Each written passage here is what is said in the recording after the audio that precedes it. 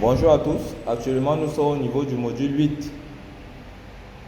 Comment est-ce que l'animateur QHS doit se comporter en entreprise lorsqu'il arrive? Généralement, nous conseillons de faire une analyse SWOT, c'est-à-dire évaluer les forces, les faiblesses, les opportunités et les menaces au sein de l'entreprise. Par la suite, il doit maîtriser les activités de la structure pour pouvoir faire son travail, car s'il ne maîtrise pas les activités de sa structure, ce n'est pas évident qu'il puisse s'en sortir. Pas du tout. Par la suite, il doit élaborer une politique HSE, bien sûr, ayant été validée par le directeur de l'entreprise. Car si le directeur ne valide pas la politique HSE, ça ne sera pas très évident puisque cette politique engage tout l'ensemble du personnel de l'entreprise, y compris la direction générale même qui est le pilote de cette politique. Également, il faut avoir les documents de l'entreprise. Car si vous n'avez pas les documents de l'entreprise, vous ne pouvez pas savoir si l'entreprise est en règle, si l'entreprise n'est pas en règle, car vous êtes un peu comme le cœur de l'entreprise.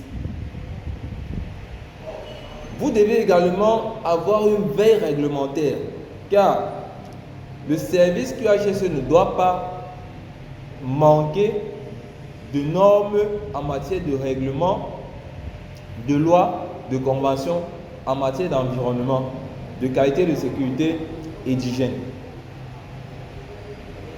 Donc, ayant déjà élaboré la politique, ayant déjà les documents de l'entreprise, vous pouvez maintenant mettre sur pied le système de management HSE. Vous faites votre plan et vous faites la mise en œuvre. Vous faites la mise en œuvre. Ensuite, vous devez faire un état des besoins en matière concernant votre service, c'est-à-dire vous arrivez, vous faites une commande et vous devez toujours avoir une copie de cette commande. C'est très important. Toutes les activités que vous allez mettre sur pied en entreprise, ayez toujours une copie à votre niveau.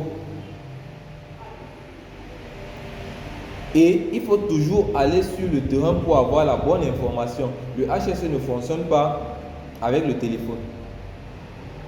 Vous devez aller sur le terrain, vérifier vous-même comment est-ce que les choses se déroulent. Et à chaque problème posé, vous devez avoir une solution. Généralement, les chefs d'entreprise n'ont pas la facilité à débourser l'argent pour l'achat des EPI. Donc généralement, lorsque vous arrivez en entreprise, ne mettez pas l'accent premier sur le coût. Trouvez d'abord les solutions qui ne nécessitent pas de coût avant maintenant de proposer les solutions dont les coûts sont incontournables. Généralement, les chefs d'entreprise n'apprécient pas trop dépenser. Le responsable QHSE doit également faire une analyse des risques de toutes les activités qui sont dans son site. Car ce n'est pas toutes les entreprises qui font les études de danger, qui recrutent les bureaux d'études pour les études de danger. Par exemple, pour certaines entreprises telles que ceux qui font dans le BTP, ce sont leurs responsables QHSE qui font les analyses des risques, qui élaborent les documents et qui proposent maintenant à la direction, au top management. Et lorsque vous faites votre analyse des risques, il faudrait toujours que vous associez à cela des coûts. Car si vous faites une analyse sans coût pour les décideurs, ça ne sera pas très évident. Et je dirais toujours que quelqu'un qui fait une étude sans faire une analyse financière, c'est un travail un peu zéro. Car il y a des solutions à proposer qui ne nécessitent pas de coûts, mais il y a des solutions qui nécessitent des coûts. Alors, il est très important que ces coûts figurent dans votre rapport pour que lorsque vous allez proposer au directeur, il sait exactement, je vais débourser telle somme pour ceci, telle somme pour cela. Également, un responsable, un animateur QHSE doit être dynamique, il doit être travailleur, il doit être un leader, il doit également apprendre à déléguer les tâches qu'il maîtrise. Les tâches que vous ne maîtrisez pas en tant qu'animateur QHSE, ne les déléguez pas. C'est très important. Car si vous déjà ne maîtrisez pas très bien ce qu'il y a à faire, imaginez-vous que vous déléguez cela à quelqu'un qui ne comprend absolument rien. En matière de travail en entreprise, un responsable QHSE doit être discipliné et doit être rigoureux. C'est très important. La discipline et la rigueur, le dynamisme et le leadership, voilà les caractéristiques d'un bon QHSE. Il doit également être travailleur. Par la suite, n'acceptez pas de prendre des responsabilités qui ne sont pas les vôtres sans qu'il y ait un engagement écrit. C'est très important. Ne prenez pas sur vous certains risques pour vous retrouver dans les problèmes demain. Ayez toujours un document qui va vous protéger, car le travail de responsable QHSE n'est pas un travail facile. Et également, c'est un travail à haut risque, car en cas de sinistre, en cas de risque, en cas de problème, c'est vous qu'on regarde d'abord avant de regarder le directeur. Donc, faites très attention dans votre système de gestion et de management. Et également, la prise de risque. Il faut évaluer cela avant de prendre une décision.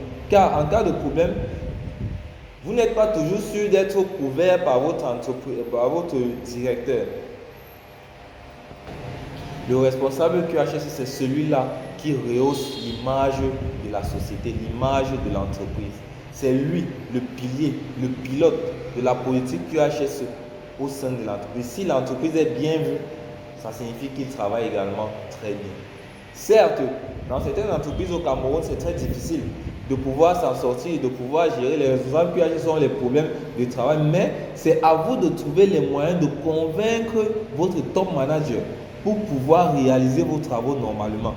C'est à vous que le manager a délégué cette tâche de rehausser l'image de son entreprise. Donc vous devez vous battre, vous devez trouver les moyens nécessaires pour cela. Toutefois, en limitant et en minimisant les coûts. Les managers n'aiment pas trop quand on dépense. Également, un animateur QHSE, c'est celui-là qui aime son travail. Il aime son travail, car si vous n'aimez pas le travail que vous faites, alors le rendement ne sera pas conséquent. Battez-vous pour bien travailler et vous-même vous verrez que les résultats suivront. Également, face à la difficulté, vous trouverez des réponses. Ce module était pour vous faire un briefing en tant que responsable QHSE, comment est-ce que se comporter en entreprise. Si vous avez des questions, nous sommes disponibles à les répondre. Vous avez notre page Facebook, vous avez notre numéro WhatsApp, vous avez l'email de la société. Bon, rendez-vous vendredi 14h, nous descendons sur le site. Au niveau de Total Biémassi, nous allons nous retrouver à ce niveau-là pour prendre la route directement pour le site qui se trouve à quelques mètres. Bonne soirée à vous.